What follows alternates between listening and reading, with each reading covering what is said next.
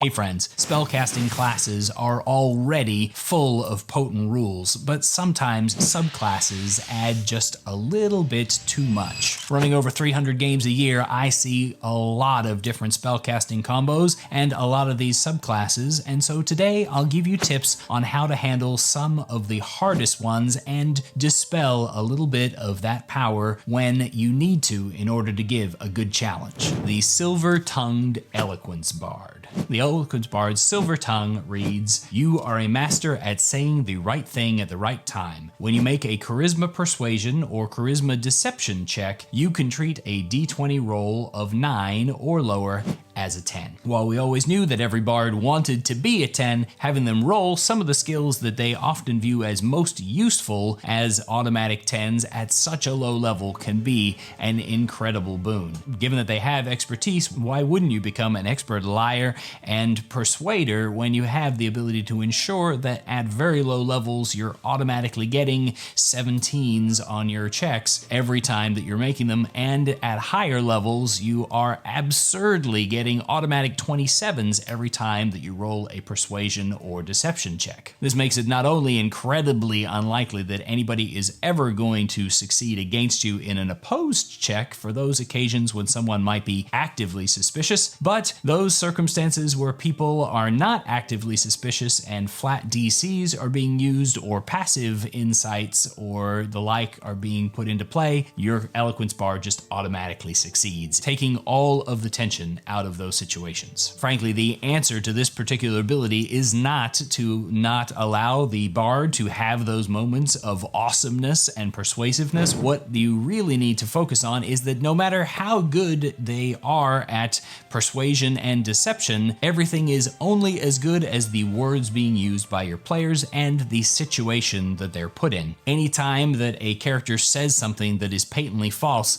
just because your NPC doesn't think that you are lying doesn't mean that they think that you know what you're talking about. If you go up to a red dragon and talk about how lovely its blue scales are, you're never going to convince it that when it looks at itself, its scales are blue just because you can out-persuade its insight. Then there's the beacon of light that is the Twilight Cleric.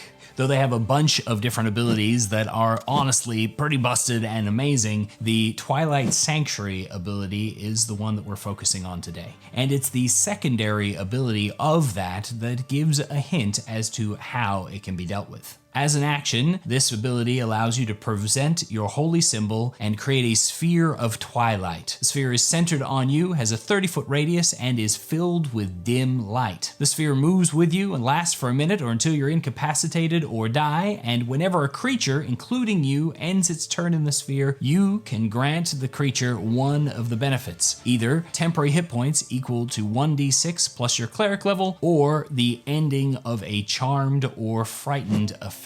This ability is incredibly potent and puts mad tons of temporary hit points that constantly refresh every round. And so a lot of the complaint is how this prevents a bunch of damage, re-ups, prevents a bunch of damage, and it becomes super hard in order to kill any particular target in a group or to even threaten their lives so that they don't just feel like encounters are trivial. But it's the light that is put off by the cleric that personally makes it very clear to me what the answer is in terms of both the narrative and the mechanical way to get around this ability. When a Twilight Cleric is all lit up with their Twilight Sanctuary, it means that they are beaming with moonlight that fills an area around them. In other words, making themselves a nice, big, shiny, moon-like target for everybody to go and start beating on. When you focus fire, the temporary hit points that are being included into the battlefield on all of the other party members become irrelevant, and it's only the temporary hit points on the one target that is going to have any impact on the amount of damage that you're putting out and the amount of threat that you're putting on your party. Even a fairly simple-minded creature that sees this moonlight glow out and start to coat over the people around, but sees the shining source in the center, should be able to figure out that that's the guy you have to beat down. So if you want to overcome the Twilight Sanctuary ability, remember that it is made making your Twilight Cleric the primary target of all but the most animalistic or autonomous of creatures. If they have even a shred of reasoning, have them go charging in there, and the tension at your table, I assure you, will stay plenty high, and perhaps they might even start to be a little more tactical about when they're going to turn on the shine versus when they're going to leave the targeting reticle turned off of their cleric. Figuring out what direction to go when it came to the Druid was actually kind of a challenge for me. I don't feel like any of their subclass abilities are particularly busted in a way that makes it challenging to figure out how to deal with them. Probably the most busted is the Moon Druid, but only at the very, very highest of levels or with specific builds. That said, their combat wild shape and ability to take on circle forms that increases the challenge rating of the creatures they turn into means that you're going to run into a lot of extra hit points smacked on top of your druids, particularly if you're allowing them to turn into anything that's in the books as opposed to anything that they've met in person, or if you're giving them a fairly wide amount of leeway on what they might have already encountered. Then you're looking at hundreds of extra hit points in the mid tiers every short rest. Naturally, putting pressure on so that short rests are a little harder to come by is one way that you can manage this, and the other is to realize that though there is this massive pool of hit points, creatures that deal large amounts of damage that is usually somewhat inaccurate are your best bet to throw against the Druid. That way, even though you've only got a +4 or a +5 to hit, if you hit like a truck, that character is still going to feel it because the armor class of your Druids is going to be particularly low. The answers, of course, are long adventuring days and putting time pressure against short rests and applying large amounts of focus damage against the Druid to utilize that form and beat them down if it's causing a problem at your table. Finding a subclass that was completely busted for the Sorcerer actually wasn't as easy as I thought it would be. What I settled in on was the psionic sorcery ability of the Aberrant Mind Sorcerer. That ability allows you to cast any spell of first level or higher from the Psionic Spells feature by expending a spell slot as normal or by spending a number of sorcery points equal to the spell's level. And if you cast it using sorcery points, it requires no verbal or somatic components and no material components unless they're consumed by the spell. Now, in and of itself, this is essentially a really cool way to be able to cast your spells subtly and is pretty neat. How it allows you, using your other class features, to transfer higher level spells into many lower level spells. The way the system is set up at the moment, in order to create a spell slot, it costs 2 points in order to create a first level spell slot, but using this feature, it only costs 1 to cast a spell on the list. You can drop a 5th level spell slot in order to cast 5 Dissonant Whispers. All this really does is mess with the math of things a little bit, and it's probably not something that needs a ton of handling. But if you are concerned about it, pretty much the trick to use is to make sure that your days last a long time, and then though your sorcerer will be utilizing this ability, they're going to need to use that ability, and it becomes something of a perk to them rather than a problem for you. Frankly, I think this was a bit of a stretch, and I don't see any other option that is particularly broken that has stood out to me in play. If you've had an experience that's more unpleasant with the sorcerer subtype,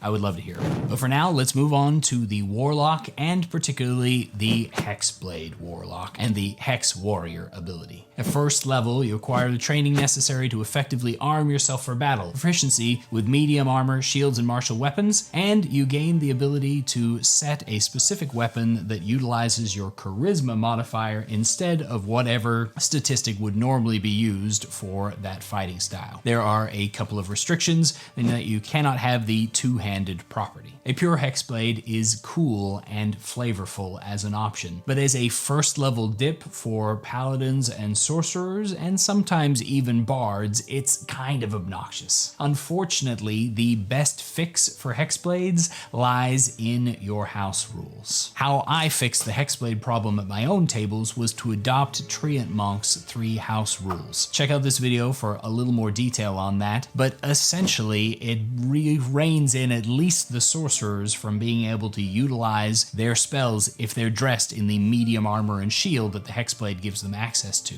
It doesn't, unfortunately, address the paladin's ability to dish out the damage, but it does at least require them not to wear heavy armor while they're they're doing so, limiting their armor class slightly. Alternatively, of course, you don't have to allow multi-classing rules, meaning that only the cool, pure Hexblade is allowed, and dips are no longer a problem. Another Matt Mercer special, the time-warping Chronergy Wizards, have a lot of great tricks up their sleeve, but ironically, one of the best means of defeating the Time Wizard's best abilities is to keep track of the time. Because Convergent Future allows you to, whenever a creature within 60 feet of you makes an attack roll, ability check, or saving throw, you can use your reaction to ignore the dice roll and decide whether the number rolled is the minimum number needed to succeed or one less than that number. In other words, to decide whether they succeed on something or fail on something. However, when you use this feature, you gain a level of exhaustion that can only be removed by long rest. Since this grants exhaustion, it's automatically got a limit of how many times you can use this without,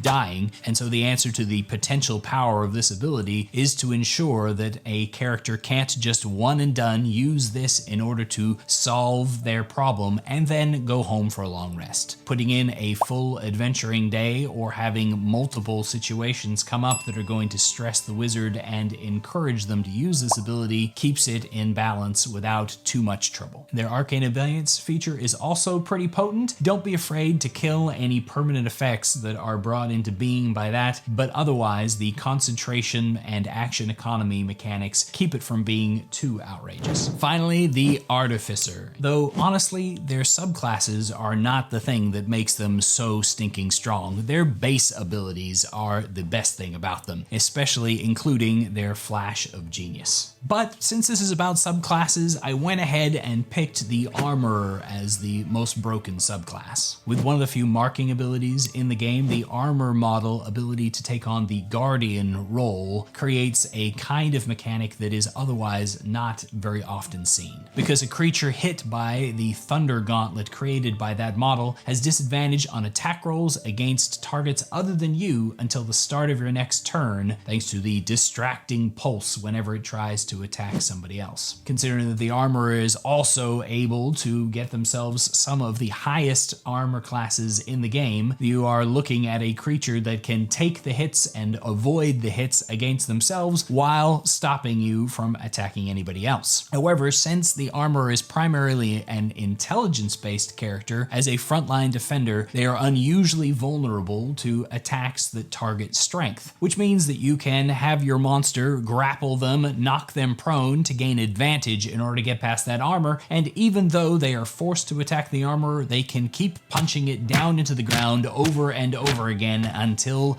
the darned mech suit finally stops working. Similarly, they're plagued somewhat by movement issues, which means if you can knock them prone and either take the opportunity attack one round by fleeing away from them or push them out of reach and then run off, you force them to chase after you on the battlefield while you're moving out there looking for squishier targets. In order for them to keep catching up to you, they're going to have to burn spell slots in order to gain abilities that get them moving, which is going to leave them feeling exhausted after chasing your monster around the battlefield trying to keep its attention. And though I hadn't mentioned it before, long days are an Artificer's bane as they have no abilities that recover on a short rest. If you've got an answer for what is the most powerful Sorcerer subclass, or there's another subclass ability that gives you trouble, then let me know in the comments and let's talk about it and see if we can't help each other to improve our games of Dungeons & Dragons. If you've got any questions for this month's Q&A, don't forget to click the Border Collie, and if you haven't watched the video regarding martial subclasses yet, you can find that over here. Thanks for watching,